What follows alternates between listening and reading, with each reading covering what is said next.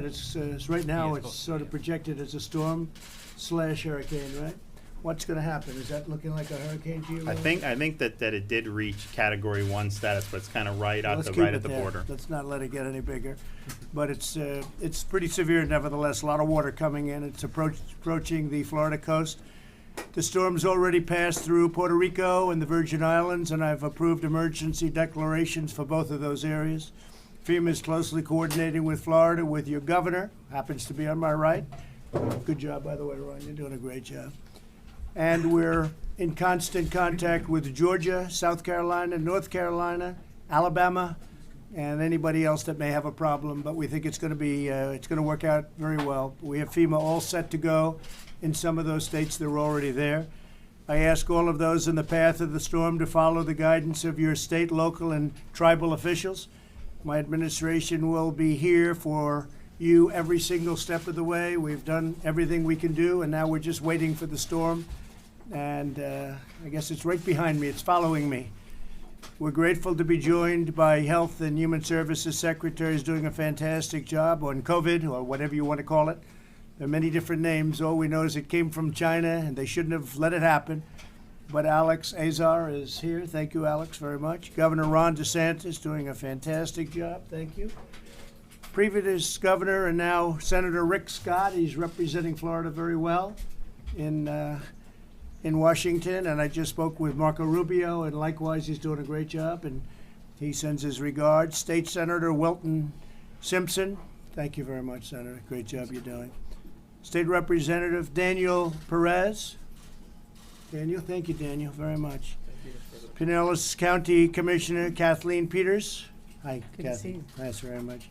And CEO, Safety Net Hospital Alliance of Florida, Justin Sr. Thank you. Thank you, Justin, very much for being here. So we continue to take very aggressive action to combat the virus in Florida. And your state officials are amazing. They've been working so hard. The rate of positive cases in Florida has now declined. It's declining. And hospitalizations are declining in most places and pretty steadily. And we think there's going to be a big decline starting very soon. There is currently over 21% inpatient hospital bed capacity available. So there's plenty of bed capacity. And over 16% ICU capacity available. And some of that's going to be emptying out as people get better. They do get better, and they get better pretty fast. Statewide, we're providing additional resources and personnel to help save lives. We remain concerned about Florida, about Miami, and in a certain area of Miami in particular, but local officials are working very hard, and we think we have that one on the right step also. The test positivity rate has declined over the last week, and in some cases very substantially, as have hospitalization levels, but we must further reduce the spread, and that's what we're doing. We're working closely with health officials on the ground to support this effort. The single best way to defeat the disease is personal responsibility. You've heard me say it. You've heard a lot of people say it, actually. I urge all Americans to protect the elderly. The fact is you have to do the social distancing thing. It's a very important. Socially distance, wear a mask when you cannot avoid crowded places or socially distance, and wash your hands as often as possible. Almost half of all deaths nationwide have been in nursing homes and assisted living centers. And I have to say the state of Florida, with regard to the nursing homes, has done an incredible job, really an incredible job. They watched what was happening in some places, even beyond our own country. The other countries, they were seeing what was happening with the elderly, and particularly in nursing homes. And Ron, you've done a great job on that. We appreciate it. I have to say that there's been a big surge of the China virus in other countries, very big countries that we thought they were doing a good job, and they were doing a great job in some cases. But big headline in the Wall Street Journal just yesterday, and an editorial that all of a sudden they started to surge. So countries that we thought were doing great turned out to have difficulty, big difficulty. I won't name the countries, but you know them. There are a lot of them, actually. The average age of those who succumb to the virus is 78 years old. We're also closely monitoring the situation in Latin America and its impact in the United States. Latin America has more confirmed cases than anywhere else in the world, actually substantially more. having a hard time. We've sent many ventilators to Latin America. We've sent many ventilators to different countries in Europe, Africa, and all over the world. We're making thousands of ventilators now a month. We started off with essentially very little, and we've become a ventilator manufacturer, so to speak, and we're helping a lot of countries. We've sent them to France. We've sent them to Italy, a lot to Italy. We sent them to Mexico. We sent them to Russia. Moscow's having a tremendous problem. And we've sent them to a lot of different countries, many. And we have a full supply in our country. The amazing thing is we started with very few, and not one person that needed a ventilator did not get a ventilator. So that's a pretty amazing statistic. We have nearly 1,400 federal personnel on the ground already in Florida, including personnel supporting nursing homes. We have doctors, military doctors. They're incredible and very talented people, and frankly, they're very brave people, but they're all over the state helping with your medical folks. And Ron asked if he could get some extra people here. We did it immediately. In the last week, we've opened 5 new surge testing sites in Florida, in Fort Lauderdale, Hollywood Beach, Pompano Beach, and 2 in Miami. We're sending rapid test kits to 701 Medicare and Medicaid certified nursing homes in the state. We've also sent multiple shipments of protective equipment to all of the nursing homes. And as I said, on ventilators, I can also talk about in Florida and Miami, they have everything they need. They don't need any. We've sent a lot. They don't need any.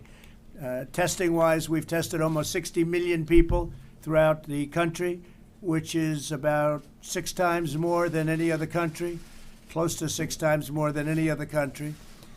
We have, if you look at India, they're at 11 million. We're going to be at over 60 million, so they've done a tremendous job in testing, considering we started off with very little. It was a unknown disease, and it was an unknown test. FEMA, HHS, and the private sector have delivered more than 10 million N95 masks, 43 million surgical masks, 19.7 million gowns, and 1.3 billion medical gloves to Florida. 1.3 billion gloves, Ron. We've secured 90% of the world's supply of remdesivir, which has been very, very successful, and have sent over 143 vials to Florida hospitals as a really something that's very special, and we're working on very hard. Operation Warp Speed. Today we reached a $2 billion agreement with Sanofi and GSX to conduct clinical trials and mass produce 100 million doses of vaccine. What we've done is rather incredible, I have to say. We have many companies, great companies, Johnson & Johnson, Merck, Pfizer. Many companies are very close to getting the vaccine. We think it's going to be in a very short time from now. And we're set with our military to deliver the vaccine. We have a tremendous military delivery service, and that will be doing it. It's called logistics, and they will be taking the vaccine and bringing it all over the country. And I'm sure that we'll be supplying it beyond our country also, but we're going to have it very soon. We're also having tremendous work done on other treatments other than vaccines. So we have a lot of great things in the pipeline. I think things that are going to be really spectacular. I'm very excited about therapeutics, because therapeutically I think we have answers that are really looking good. In fact, if I had my choice, I'd probably initially maybe you go with the therapeutics, because you walk into the hospital, they get a shot, or they do a transfusion, depending on the company and what they're doing, and a short time later, just people get better. So we're looking at that very, very strongly. I just want to thank Rick and Ron and everybody. They've done really a fantastic job. We've worked together so long and so hard, and this is something that came upon us. It should have never happened, but it came upon us. And there's been great bravery from our doctors and our nurses, our frontline people. And we're very proud of what's happening, and we'll get rid of it. We'll beat it, and it'll be soon. We want to get our schools open. We want to get our businesses open.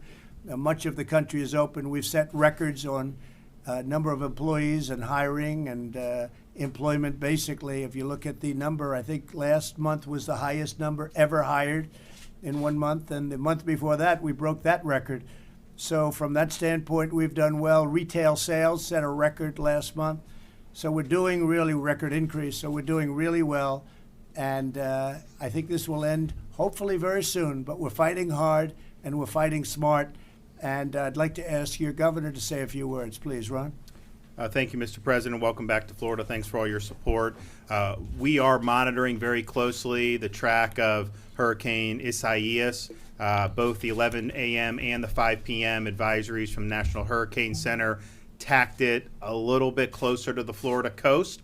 I think it's pretty clear we will get, at a minimum, tropical storm force wind impacts, likely hurricane force wind impacts. We don't know for sure whether the eye will actually interact with the coast of Florida. We're looking actually probably northern part of Palm Beach County, maybe a little bit north of that is kind of where they're going. Obviously, we'll know more.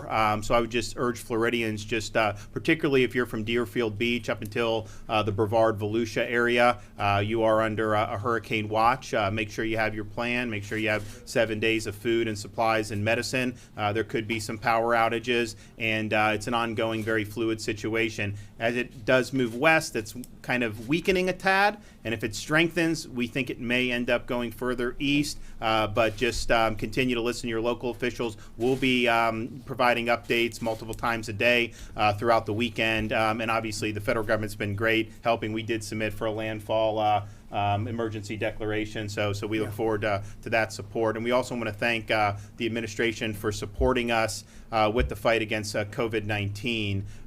Anytime we needed anything, we would talk to the president, vice president, and we would get it. So when we started to see the hospital admissions really pick up, the doctors were prescribing more remdesivir. So we told them, hey, you guys have been sending us enough for when we had very low census. Now that the census is higher, can we get more? Can we move up these shipments? And Alex was involved, the president. We got it up, and so we've accelerated a number of weeks of shipments, so they've been able to have the medications that they need. Also thank, CDC put out, I think, important guidance last Friday that didn't really get much attention about people going back to work. A lot of employers in Florida had been demanding a negative PCR test in order to go back to work. CDC recommends against that now, and I think that is exactly the right thing compared to what we've seen. These PCR tests, you can test positive for 12 weeks. So we have people that are not infectious, have no live virus, and they're getting a positive test 10 days, 20 days out. And so CDC recommends going to a symptom-based approach. We've put that out, the state of Florida, to all the employers. The symptom-based approach really is the more effective approach, and I think that will just help people be able to go. If you're symptomatic and you test positive, obviously, we're inferring live virus there, but the asymptomatic, a 12-week window, and we really don't know whether you're infectious or not. So I think what we're going to be doing, because of what you guys have just sent us additionally, the wait times on the labs, it's just gotten backed up. We're doing so many tests. Sometimes it takes 7 to 10 days to get the results back. So what we're going to do is we've already focused on our symptomatic test takers, which are a minority of the people testing.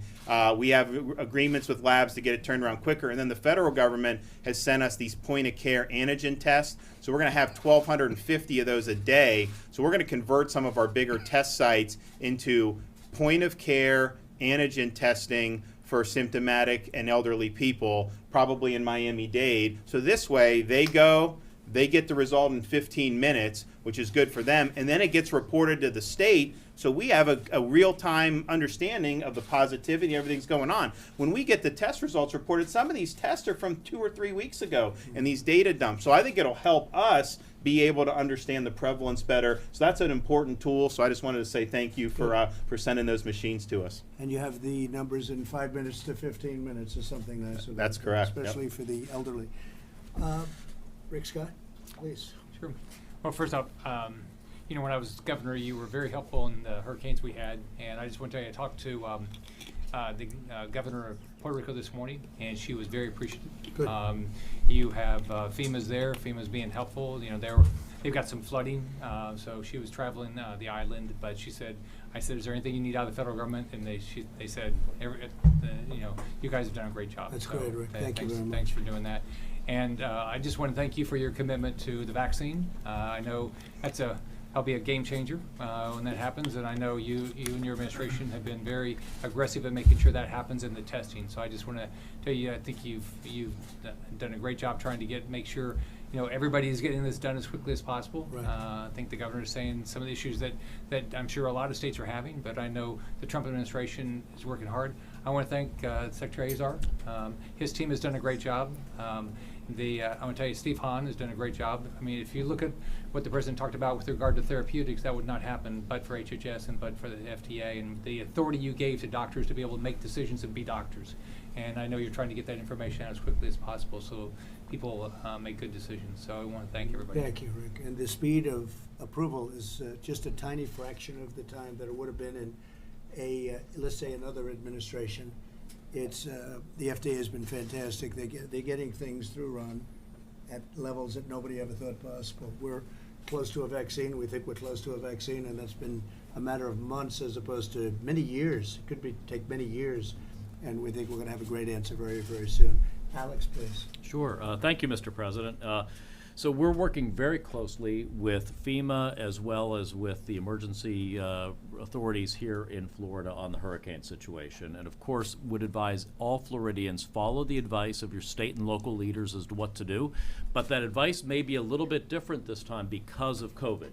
So normally you might evacuate. This time more advice is going to focus on sheltering in place for Floridians who live at home, as well as for those in long-term care centers like nursing homes or for people who are hospitalized. In addition, we're recommending and working with the state to establish shelters that would be non-congregate places for sheltering in place. If you do end up in a place that's a congregate setting, it's the same advice that we give in a non-emergency situation. Wear face coverings, practice good physical distance, good personal hygiene. As the president said, we've had I think it's a historic 24 hours on the development of therapeutics and vaccines under the president's Operation Warp Speed initiative. Yesterday afternoon, the president made a historic national call to action for people to donate plasma. So I call on Floridians, please, if you have tested positive and recovered from COVID, go to coronavirus.gov and learn how you can donate your plasma and save lives. Through the American Red Cross, through America's blood banks, you can make a real difference. And then, as the president said just this morning, we announced the sixth vaccine candidates from Sanofi GSK, 100 million doses with an option for 500 million more. So that's now 6 major historic investments to bring us vaccines coming into the fall.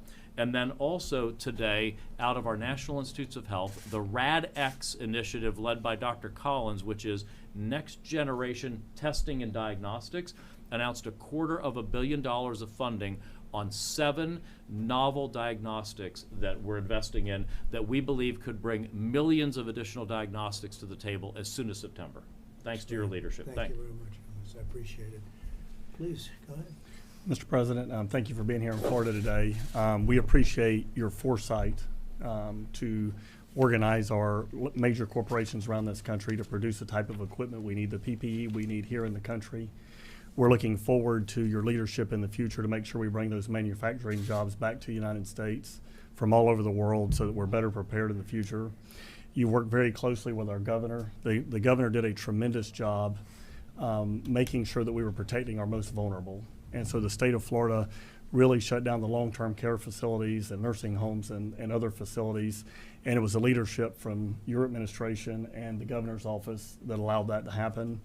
And we're very proud of the fact that we have the best pharmaceuticals anywhere in the world. Yeah. And you know the half-life now, and these are coming every day, stage 2 and 3 trials for vaccines. We're very excited that hopefully before the end of the year, we're going to have a vaccine. But the therapeutic medicines are tremendous, and that is something for you to be very proud of, and your administration's done a tremendous job for the state of Florida and the country. So thank you. And I just signed an executive order whereby the gentleman on my right can go out and buy your prescription drugs at a number that you never thought possible. And I assume you're going to be doing that pretty soon, Ron, right? Yeah, no, Wilton was involved in that legislation in the legislature, so we're excited about it. Also, say just with respect to the long-term care, your administration is sending to a number of facilities throughout the country, nursing homes, point-of-care tests there as well. Now, we are testing all the staff every 2 weeks We have over 200,000 staff because we have over 4,000 facilities. And then if there's an infection, then we'll go and look to see if the residents need to be tested. And we've already tested all the residents throughout this pandemic. But the point of care, I think, is going to be less even for staff or residents, but for allowing visitors again. We've not had visitors in these places since mid-March because we feared having the introduction of the virus. And I think that that's the right decision to protect life, but that comes at an enormous emotional cost because you have elderly folks who want to have that human connection. And so if you have a 15-minute test, you can have the family members go, take the test, they can go in and see. That is important for health too, because mental well-being and everything is just really, really important. So I want to thank you for doing that. It's really good. I think it'd be interesting. Justin really can give you a good synopsis about where the Florida trends are. I mean, if you kind of read what people will put out versus what the data we see, there's obviously a discrepancy there. And Justin's been there, and so we talk with all his CEOs. We talk with him every day about capacity, about the trends, about the discharges. And we've been able to handle this. We got some great people working very hard, but really there was a lot of foresight into using the last few months to prepare for when we would have an Go ahead, uptick. Joseph. Yeah, our alliance has hospitals running from Pensacola all the way down to Miami, and we've seen probably between 40 and 50% of the COVID patients, positive patients in the state of Florida. We are coming through a difficult month. But there are real reasons, and I think you touched on them in your opening remarks, for cautious optimism right now. We have seen, almost every one of our members has seen either their census leveling off or actually starting to decline. And there's real hope, I think, that August we're going to see some acceleration there. The key is to keep working together. I think some of the difference makers in terms of the outcomes in Florida and why Florida has fared relatively well has to do with the decisions around long-term care facilities and requiring 2 positive tests before a patient is discharged from a hospital to a long-term care facility. I also think that the state has done an excellent job of relieving pressure on the hospitals. We have a lot of patients, elderly patients, that are in the hospital, they're COVID positive, but they've stabilized and they no longer need to be in the hospital, and you can't discharge them to a long-term care facility because they're still COVID positive. The state, that creates a lot of pressure on the hospital to have that patient still in there. It takes up capacity. The state's done a great job of setting up COVID-only facilities that have allowed us to get those patients out of the hospital, get them to a comfortable place where they get the treatment that they need, they get the services that they need, but the hospital has the capacity. Our hospitals are all participating in these clinical trials. Remdesivir was one that our hospitals participated in. They're participating in the antibody studies, and we have a lot of hope on those as well.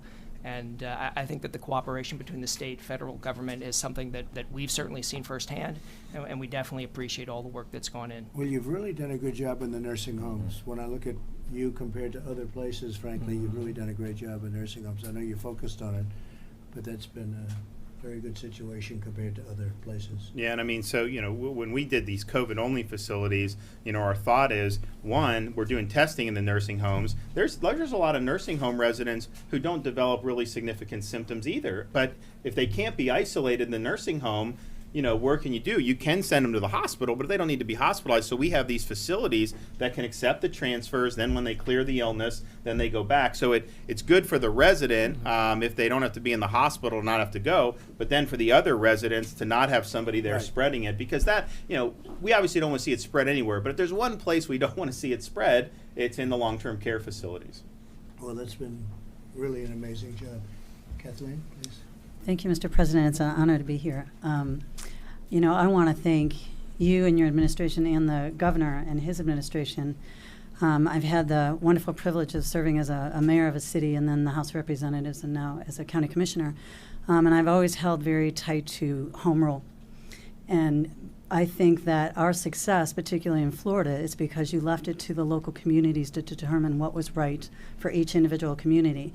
And I think that way we were able to strategically come up with our approach that would really be comprehensive. And when we needed help, Governor, your departments were there. They were right there to help us. And the CARES Act that we received, $170 million, helped us not only prepare for PPE, and do training and testing.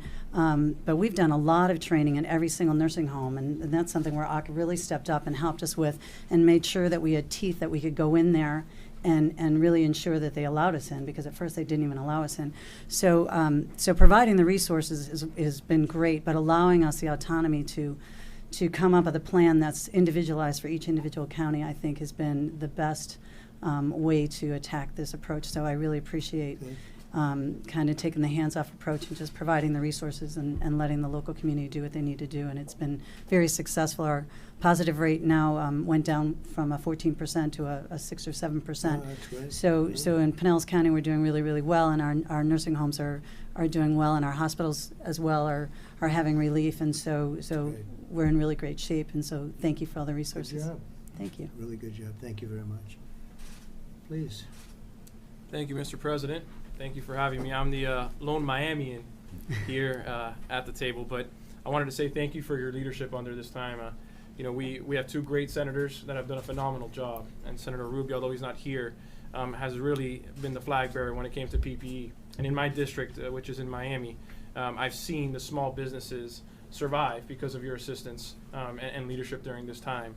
And at the same time, I think Senator Rick Scott has been very vocal in making sure that taxpayer dollars don't get used for some of the states that are trying to use them as a bailout. Right. And I think that's very important. It's a point that you continue to hammer along with the senator, and it's one that we here in Florida have to continue to voice as well. But in Miami, the assistance has been so important, specifically when it comes to the elderly population. I think there's a stat that I had seen a couple days ago that's stuck in my mind, which was roughly around $80 million has been used for meal assistance for the elderly. And I have a very elderly population in my district. And that comes out to about 9 million meals for individuals that are not able to go out for reasons that are private to their own, but nonetheless wouldn't be possible without your leadership. So on behalf of Miami, we want to say thank you very much, and once again, welcome back home to Florida. That welcome on the way over here. I've never been a part of a motorcade, Mr. President, but I got chills. The love here for you is very real. That was an amazing group of people, wasn't it? Yes, sir. As long as we rode, and we rode a long time, we had tremendous crowds, and we appreciate it, and we love Miami. We'll take care of it. Yes, Okay? sir. Great job you're doing. Do you have any questions, please, for anybody? Mr. President, how concerned are you about your political standing in Florida, given the number of deaths we've been seeing in recent days? Well, based on the polls, I'm doing very well in Florida, and the local government is doing a fantastic job. I think we're doing really a fantastic job, and we're getting everything that they need. They've, for the most part, had it anyway. We had it all stocked up and stacked up, and you remember I used to say the cupboards were bare federally from the federal standpoint. We had very empty cupboards. Whether it was the military or the cupboards for medical, they were bare. And I think Ron and Rick would both say we've really supplied you with a lot, not only having to do with the medical and the COVID, but having to do with a lot more, in particular some of the hurricanes. Your time and your time. We had some really bad ones, and we came through. So the polls are looking very good. And I think when you see those crowds of people along the roads, there's a very good feeling. But what about the number of deaths we've seen in recent days? Well, I hate it anywhere, but if you look at other countries are doing terribly. This is a horrible disease. This is a disease that should have never happened. It's something never should have been allowed to get out of China, but it did. It came here, went to Europe, it went all over the world. It's in 188 countries. And I will say this, proportionately, relatively, when you look at your nursing home situation, it's a tribute to your governor and government, the job they've done. You've done a really great job, and you have a very big nursing home population. You've done a fantastic job. So I think we're doing really well in Florida. Yeah. Mr. President, you told Axios in an interview earlier this week that you did not bring up the intelligence assessment with Vladimir Putin, that they had been placing bounties on our soldiers' heads. You said it was because no one had brought it to your attention, but it wasn't your presidential daily briefing. Have you been reading that briefing every day? I read it all the time. I see it all today? the time. It was never brought to my attention. I think it's another Russia hoax. They've been giving me the Russia hoax, Shifty Schiff and all these characters from the day I got here. And we're working with Russia right now on a non-proliferation agreement, nuclear non-proliferation, and we can get something like that, it'd be great. But it was never brought to my attention, and because it didn't reach the level, there were a lot of people, including Democrats, that said It never took place. If it did take place, it would have been brought to my attention, and I would take very strong action. There's been nobody tougher with Russia or China than I have, not even by a long shot.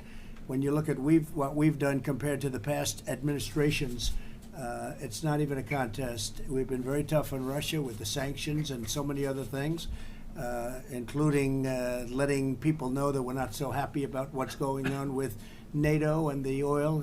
But speaking of NATO, we've raised $130 billion a year from countries, as you know, from our partners with NATO. 28 countries. We had 7 that were paid up. Now we have a very much bigger number. We're getting $130 billion more. That's going to $400 billion. And that's money to really protect themselves, for the most part, against Russia. So nobody's done more against Russia, but it was never brought to my attention, and it perhaps wasn't brought because I didn't consider it to be real. And if it is brought to my attention, I'll do something about it. Mr. President, what's in your healthcare plan that's coming on Sunday? Well, we're going to be doing a health care plan. We're going to be doing a very inclusive health care plan. I'll be signing it sometime very soon. You said 2 weeks when you spoke It might be Sunday, but it's going to be very soon. We're also doing a full immigration plan. We're going to take care of a lot of things that for 25 years they've been trying to get an immigration plan. We're going to be doing merit-based immigration. I'm sure you'd be happy to hear that, but it's merit-based, very powerfully merit-based. It's going to be very inclusive. It's going to cover just about everything that most people would have said couldn't happen, and we'll be releasing that over the next couple of weeks. So we're doing a healthcare plan, we're doing a immigration plan, and we're doing another one that's very important, are the drugs, prescription drug prices. We pay the highest of any country in the world by far. You look at Germany and you look at UK and Canada and other countries, and they pay a fraction of what we pay. And we're doing a series of signatures, which I've done, and one goes into effect very soon. But we're doing matching grants and all sorts of things that are going to bring our drug prices down at levels that nobody ever thought possible. We're doing things that nobody ever thought possible. The bad news is the pharmaceutical companies aren't exactly in love with Donald Trump, and they'll advertise. They've already started it. I see they've already started. Have you seen the ads? And anytime you see an ad from a pharmaceutical company against me, you know that means the drug prices are coming down. But they're going to be coming down to a level that nobody ever thought possible. We are, as an example, Germany has very low prices, and we have very high prices, many times the amount. And we're doing, we have to get, no matter what the price, lowest price in the world, that's what they have to give us. And right now we have by far the highest price in the world. We're going to allow states like Florida to go to Canada and to buy. Their prices are much lower than ours, so they're going to be able to buy directly from Canada rather than going through their traditional sources. And I think in the state of Florida, what will that cut the prescription drug prices? Well, I mean, it depends on the drug, but there were some when we were doing the bill that you could get for 75% less in terms of what Canada would charge. How about that? 75% less. So they're going to be buying it approximately 75% less. What we're doing really, which is the most, we're doing rebates, and the rebates are going to go to the people, and they're going to go in the form of drug reduction, drug price reduction. But we're doing something called favored nations, and nobody thought anybody would ever do that. But look, I want what's right for the people, and it's been very unfair. So favored nations, meaning if another nation's paying lower and another nation's paying even lower than that, we take the lowest nation in the world, and that's what we have to pay. Right now, we're paying many times the lowest nation in the world. You have some of these socialistic or well, I guess you could say socialistic nations, they have drugs at a low price. Well, we'll use that to our advantage because we're going to be getting the price that they have. Now, what's going to happen is their price will probably have to go up, and our price will go way down. And I could see 50, 60, 70%, maybe more than that, reduction in prices, and no other president will ever do that. And the heat I've taken in the last couple of weeks because of that is unbelievable.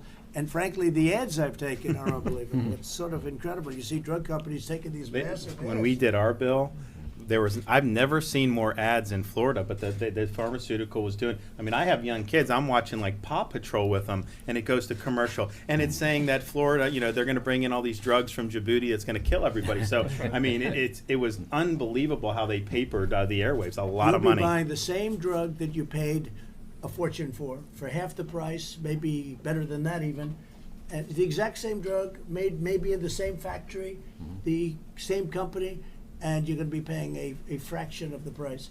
But the drug companies are not happy. And look, we want them to be happy. We want them to do well with the vaccines. We want them to do well with everything. But they've made a fortune, and that's why they can afford the ads, that's for sure. Yeah. So when you see ads against us, and me in particular, because I'm the one that's, I've signed 4 acts, we'll call it executive orders, and they're the most powerful ever signed in this industry by a factor of about 20.